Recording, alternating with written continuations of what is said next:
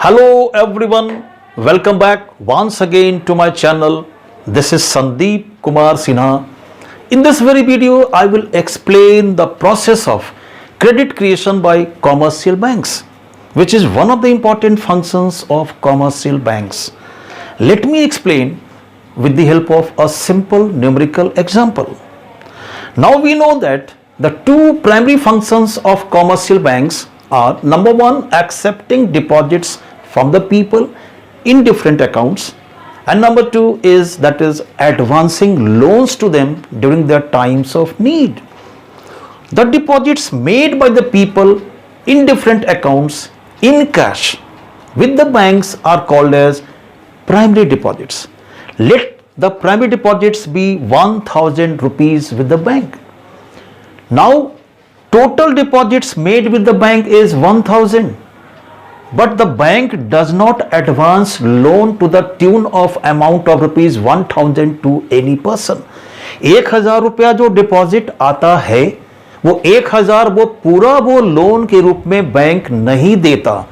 इसका कुछ हिस्सा वो कैश में रखता है, कुछ अपने पास, और कुछ सेंट्रल बैंक जो हमारा रिजर्व बैंक ऑफ इंडिया है. Out of these deposits with the bank, the certain part of it are kept in cash with the central bank, that is our Reserve Bank of India, and with the bank itself. The ratio of the two is called as legal reserve ratio, and let it be 10%. 10% हमारा legal reserve ratio है, मतलब जितना भी deposits bank के पास आता है उसका 10% bank अपने पास और सेंट्रल बैंक के पास, दोनों के पास कैश में रखता है. दो हिस्सों में बटा. सपोज करते हैं सीआरआर हमारा जो है वो 6% है और एसएलआर स्टैट्यूटरी लिक्विडिटी रेशियो, तो दो कंपोनेंट्स है CRR SLR legal reserve ratio का. सपोज 6% सीआरआर, 4% हमारा है एसएलआर, दोनों मिला के हुआ 10%. Let this be 10%. तो 10% total cash bank is keeping with itself and with the central bank. Let it be that is 100. 10% कितना हुआ? 1000 का 100 रुपया. तो 100 रुपया वो बैंक कैश में रखती है, और जो बाकी बच जाता है amount, that is difference of these two, that is 100. अगर सब्ट्रैक्ट कर दिया हमने 1000 में से तो कितना बचा? 900 rupees. So this remaining amount of 900 is advanced as a loan to one person. Whenever bank advances loan to a person, it is never lent out with the commercial bank in cash. Rather, a loan account is opened in the name of that borrower, and that amount of loan is credited to the account of the borrower. Thus 900 जो हमारा है, that is amount of loan advanced to one person. This is simply treated as deposits with the commercial banks. जो भी loan advance करता है commercial banks, उसको भी bank treat करता है deposits whenever a loan account is opened in the name of that borrower. तो 900 रुपया का ये जो हमारा है जो अमाउंट लोन दिया बैंक ने, इसे बैंक ने कैश नहीं दिया. इसको क्या किया? एक लोन अकाउंट ओपन कर दिया और उस बोरोवर के अकाउंट में 900 रुपया क्रेडिट कर दिया. मींस 900 जो amount of loan is credited to the account of the borrower the moment loan is advance to that person by opening a loan account in the name of that borrower. तो ये 900 रुपया जो आया, bank इसको भी treat करती है deposits.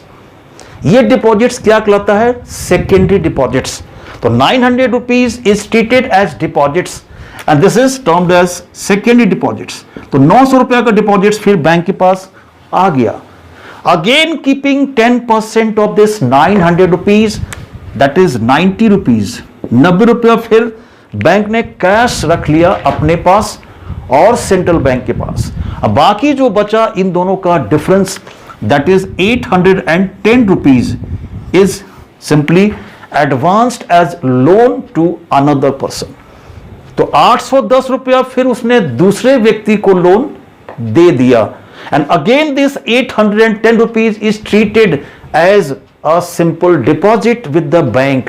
तो 810 रुपया का फिर ये बैंक एक डिपॉजिट ट्रीट करती है the moment A loan of 810 rupees is advanced to another person.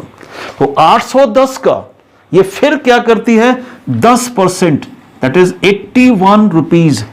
810 का 81 रुपीज फिर वो कैश रखती है. This amount that is 10% of 810 which is rupees 81 is kept as cash with the central bank and with the bank itself, and the remaining, that is difference of the two, that is 10 minus 1, that is 9, and this is 729 rupees.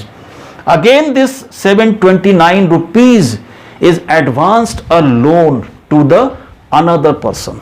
फिर दूसरे व्यक्ति को 729 का loan दे देती है, and again it is treated as deposit. कैसे? Again a loan account is opened in the name of that person, and that account में क्या करती है बैंक, 729 का अमाउंट उसके अकाउंट में क्रेडिट कर देती है. Means again 729 rupees is credited to the account of the borrower. It is also treated as deposits by the bank. तो 729 is simple secondary deposits treated as banks the moment 729 rupees is advanced as loan to that person. Again keeping 10% of this deposit with the central bank and the bank itself, the remaining amount is simply advanced to the another person.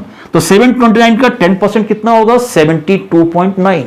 Let it be 73 rupees in round figure. Let it be 73 rupees. तो again 73 rupees is advance. ये हमारा जो था ना, ये जो था total advance जो आया, treated as deposits with the bank, इसका 10%, लेट इट बी 73 रुपीज. दोनों का difference that is 9 minus 3, this is 6, and this is ये 5 and this is 6. Means again 656 rupees is given as loan to the fourth person. Thus the bank is able to lend money in the similar manner without parting with cash, because cash deposit is only to the tune of rupees 1000. Bank के पास जो cash आया सिर्फ 1000 रुपया आया. बाकी जो भी ये डिपॉजिट्स जिसको बैंक ट्रीट करती है, जिसे कहते हैं secondary deposits by the commercial banks, these deposits are not made in cash. These deposits are created by the commercial banks by way of advancing of loans, and that's why we can say that the bank is able to lend money in the similar manner without parting with cash, because bank loans simply created an account for the borrower, and that amount of loan is credited to the account of that borrower, and credit is created in the simple manner in the economy, and that's why if we get the sum total, इसी तरीके से ये हमारा जो bank का हमारा है loans ये चलता रहता है, and if we simply get the total sum total देखते हैं तो क्या होता है, ये हमारा कि जो टोटल अमाउंट है of deposits created by the bank is many times more than the total amount of initial deposits made by the people in cash, है ना. जो भी बैंक के पास पैसा कैश में आया उसका कई गुना डिमांड डिपॉजिट्स बैंक क्रिएट कर देता है इकोनॉमी में, which is not in cash with the bank. ये प्रोसेस तब तक चलता रहता है. This process goes on till the total cash reserves, this is total cash reserves becomes equal to the total amount of, that is initial deposits made by the people in cash. जो भी deposits आया था bank के पास cash में, जब तक वो total cash reserves के बराबर नहीं हो जाता या टोटल जो अमाउंट था टोटली एग्जॉस्ट नहीं हो जाता, तब तक ये प्रोसेस चलता रहता है. And if we get the total of all these deposits made by the commercial banks, then we find that it is to the tune of rupees 10,000. So 10,000 is the, that is ye deposits created, and what was the total deposits in cash with the bank, that was only 1,000. The ratio, that is 10,000 and divided by 1,000, this is equal to 10. ये हमारा 10 है. 10 times, माना bank ने 10 times credit create कर दिया, and this ratio is called as credit multiplier. This credit multiplier is one of the factor that affects the credit creation capacity of commercial banks. तो commercial banks ने credit create कर दिया कितना, 10,000. Deposits कितना आया था, 1,000 रुपया. 10 गुना ये क्रिएट कर दिया. तो क्रेडिट क्रिएशन कैपेसिटी जो कमर्शियल बैंक्स का है वो किन दो फैक्टर्स पे डिपेंड करता है. पहला that is primary deposits called as primary deposits, और द इनिशियल डिपॉजिट्स. एक फैक्टर जो हमारा है जिस पर क्रेडिट क्रिएशन कैपेसिटी डिपेंड करता है, means factors on which the credit creation capacity depends.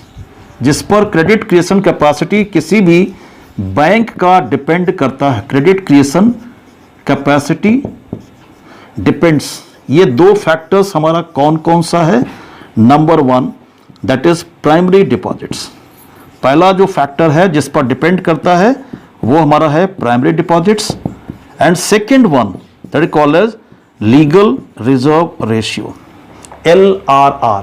Legal reserve ratio is the second factor on which the credit creation capacity depends, है ना. ये हमारा है कैसे बैंक्स क्रिएट करता है क्रेडिट, और जो अमाउंट जो क्रेडिट का हमारा है ये कैसे निकला, अमाउंट ऑफ क्रेडिट क्रिएटेड, है ना. This is equal to 1 by LRR and into that is primary deposits. ये दोनों, तो यहां पर हमारा ये 1 by LRR called as credit multiplier, और you can also call as money multiplier, and into primary deposits. यहां पर हमारा ये कितना था, LRR 10% into 1,000 that is primary deposits, तो 100 बाई 10 एंड इनटू 1,000. ठीक है, दैट इज इक्वल टू ₹10,000. तो 10,000 का जो अमाउंट है क्रेडिट का जो बैंक ने क्रिएट कर दिया by way of the advancing of loans to the public. That is all about the process of credit creation by commercial banks. इसके बाद नेक्स्ट वीडियो में मिलेंगे. तब तक के लिए goodbye, keep learning, keep watching the videos.